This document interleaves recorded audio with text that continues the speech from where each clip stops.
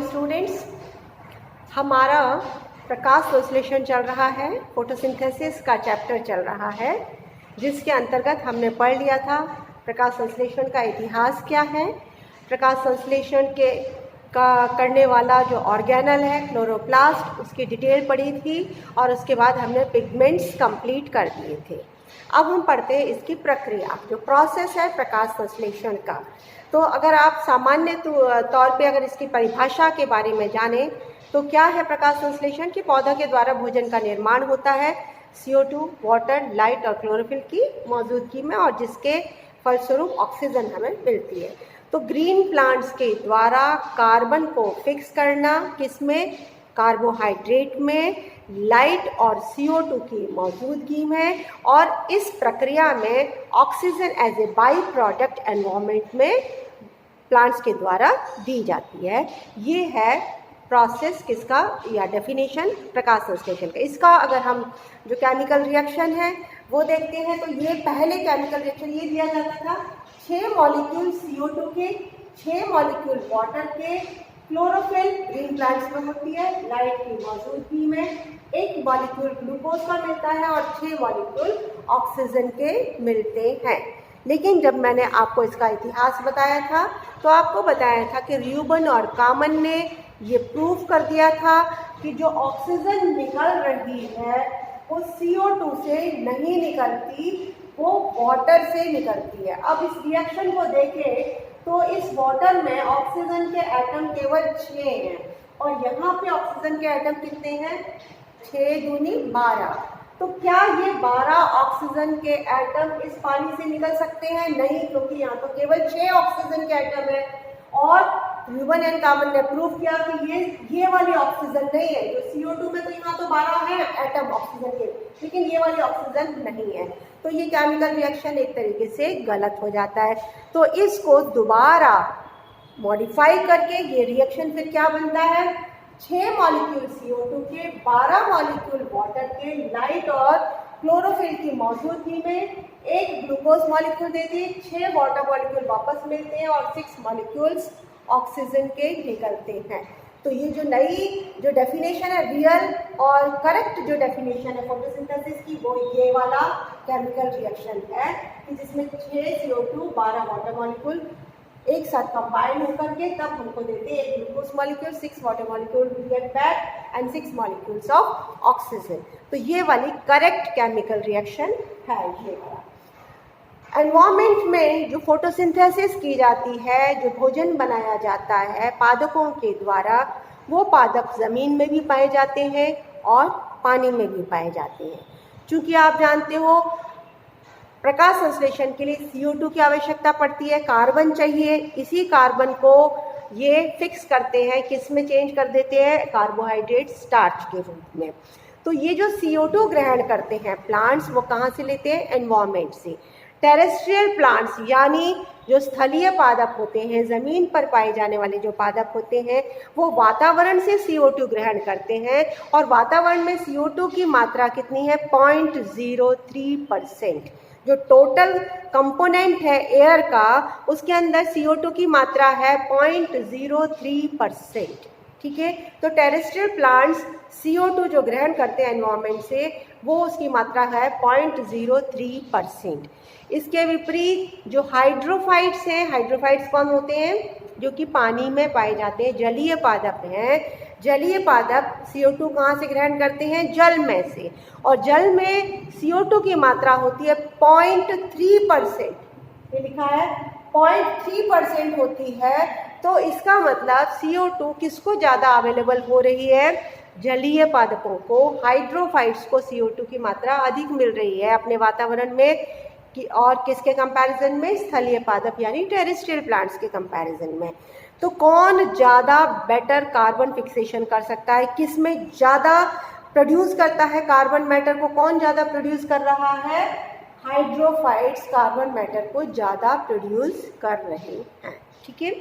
अब हम पढ़ते हैं इसका जो प्रोसेस है। ये छोटा मोटा प्रोसेस नहीं है, ये जो रिएक्शन है इसमें बहुत सारा स्टेप्स होकर ये स्टेप्स से होके गुजरता है ये प्रोसेस प्रकाश संश्लेषण का। देखिए जो प्रोसेस है इसको दो मुख्य प्रोसेस में विभाजित किया जाता है, लाइट रिएक्शन और डार्क रिएक्शन, जो कि आप जानते हो।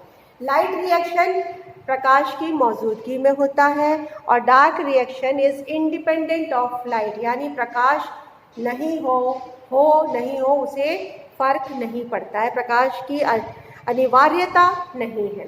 तो देखिए लाइट रिएक्शन बहुत फास्ट होता है और जो मैंने आपको पढ़ाया था क्लोरोप्लास्ट, उसमें दो पार्ट होते हैं, ग्रेना और स्ट्रोमा। ठीक है, जो ग्रेना पार्ट होता है उसके अंदर लाइट रिएक्शन पाया जाता है या लाइट रिएक्शन उसी के अंदर होता है, और जो स्ट्रोमा पोर्शन है क्लोरोप्लास्ट का उसके अंदर डार्क रिएक्शन होता है। ओके, अब पहले हम लाइट रिएक्शन पढ़ेंगे। लाइट रिएक्शन फास्ट होता है, ग्रेना में होता है, और इसको पढ़ने के लिए हमें ये सारी हेडिंग्स को पढ़ना पड़ेगा। ये सारी हेडिंग्स क्या है? Red drop and Emerson effect, ये मैं आपको बताती हूँ अभी। टू पिगमेंट सिस्टम आपको जानना है।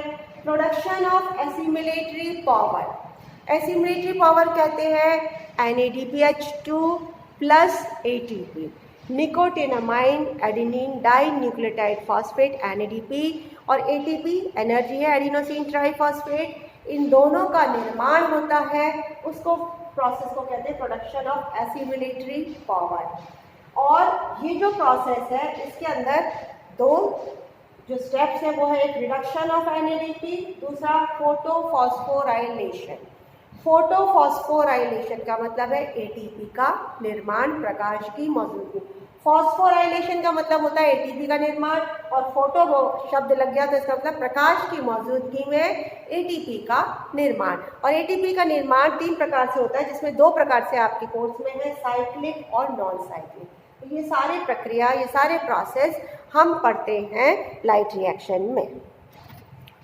इसके बाद आता है जो हम लाइट रिएक्शन पढ़ेंगे, उससे पहले आपके लिए जानना ज़रूरी है कि फोटोसिंथेटिक इकाई, प्रकाश संश्लेषण की इकाई किसे कहते हैं?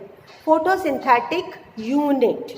अब इसको आप पहले अच्छे से समझ लीजिए कि फोटोसिंथेटिक यूनिट का मतलब है, ये इकाई है कि minimum number of pigments. Pigments बहुत सारे हैं। पिगमेंट्स कहाँ पाए जाते हैं? क्लोरोप्लास्ट के अंदर। क्लोरोप्लास्ट में पिगमेंट्स कहाँ पाए जाते हैं? ग्रेना के अंदर। ग्रेना किसका बना हुआ है? थाइलाकॉइड्स का बना हुआ है।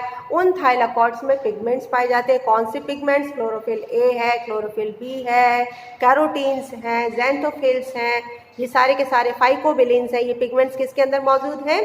थाइलाकॉइड्स। और थाइलाकॉइड्स एक के ऊपर एक जम करके क्या बनाते हैं? ग्रैनम। और बहुत सारे ग्रैनम मिलके क्या बनाते हैं? ग्रेना। ये मैं आपको क्लोरोप्लास्ट में पढ़ा चुकी हूँ। ठीक है, तो फोटोसिंथेटिक जो इकाई है वो किसे कहते हैं? ये मिनिमम संख्या है पिगमेंट्स की, मिनिमम संख्या, कम से कम संख्या पिगमेंट्स की, जिसके द्वारा मिला के, उन पिगमेंट्स के द्वारा मिला के एक फोटोकेमिकल एक्ट पूरा हो सके।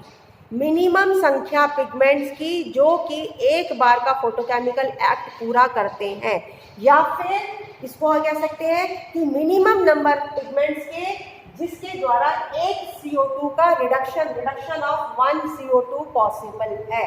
तीसरी परिभाषा ये भी कह सकते हैं कि मिनिमम संख्या पिगमेंट्स की जिसके द्वारा 1 क्वांटम लाइट का एब्जॉर्प्शन होता है, यानी 1 क्वांटम प्रकाश अवशोषित किया जाता है, और उस अवशोषित प्रकाश से एक इलेक्ट्रॉन रिलीज होता है। ये भी एक फोटोकेमिकल एक्ट है। तो तीन परिभाषा है इसके लिए कि मिनिमम, कम से कम संख्या पिगमेंट्स की जिसके द्वारा एक फोटोकेमिकल एक्ट पूरा हो, या जिसके द्वारा एक CO2 का रिडक्शन हो, या जिनके द्वारा 1 क्वांटम लाइट एब्जॉर्ब की जा सके और एक इलेक्ट्रॉन माइग्रेट हो, निकल करके बाहर आए। वो मिनिमम संख्या पिगमेंट्स की जो ये सब कर सकते हैं उसको कहते हैं फोटोसिंथेटिक यूनिट। और पार्क और बैगिन, ये जो फिजियोलॉजिस्ट है, पार्क एंड बैगिन्स ने 1964 में इस इकाई को नाम दिया क्वांटोजोम। क्या नाम दिया? क्वांटोजोम। और उन्होंने बताया कि इस क्वांटोजोम में जो मिनिमम संख्या है पिगमेंट्स की जिसके द्वारा ये पॉसिबल है एक फोटोकेमिकल एक्ट, वो है 230 क्लोरोफिल मॉलिक्यूल्स। वो है 230 क्लोरोफिल मॉलिक्यूल, और इन 230 क्लोरोफिल मॉलिक्यूल्स में 160 क्लोरोफिल ए है और 70 क्लोरोफिल बी है। 160 तो क्लोरोफिल ए है, 70 क्लोरोफिल बी है, कुल मिला के 230 क्लोरोफिल मॉलिक्यूल्स है, साथ में 48 कैरोटीनॉइड्स हैं। कैरोटीनॉइड्स, कैरोटीन और ज़ैंथोफिल मिला के कितने हैं? 48। ये जो मिनिमम संख्या है पिगमेंट्स की, 160 क्लोरोफिल ए, 70 क्लोरोफिल बी, ये मिलाकर के एक फोटोसिंथेटिक इकाई बनती है जिसको इन्होंने नाम दिया क्वांटोसोम। और ये मिनिमम संख्या 230 क्लोरोफिल और 48 कैरोटीनॉइड्स की मिल करके एक CO2 को रिड्यूस करते हैं या एक क्वांटम लाइट को एब्जॉर्ब करके एक इलेक्ट्रॉन माइग्रेट करते हैं या कंप्लीट एक फोटोकेमिकल एक्ट कर पाते हैं। ठीक है, तो ये क्वांटोसोम एक हुआ और ये फोटोसिंथेटिक इकाई हुई जिससे एक CO2 रिड्यूस करने में ये सक्षम होते हैं। कहाँ मौजूद है ये क्वांटोसोम? आपको बताया पिगमेंट्स, मैंने बताया किस में है, पिगमेंट्स थाइलाकॉइड में है। और क्वांटोसोम भी तो मिनिमम संख्या है ना पिगमेंट्स की, तो क्वांटोसोम भी कहाँ होंगे? थाइलाकॉइड।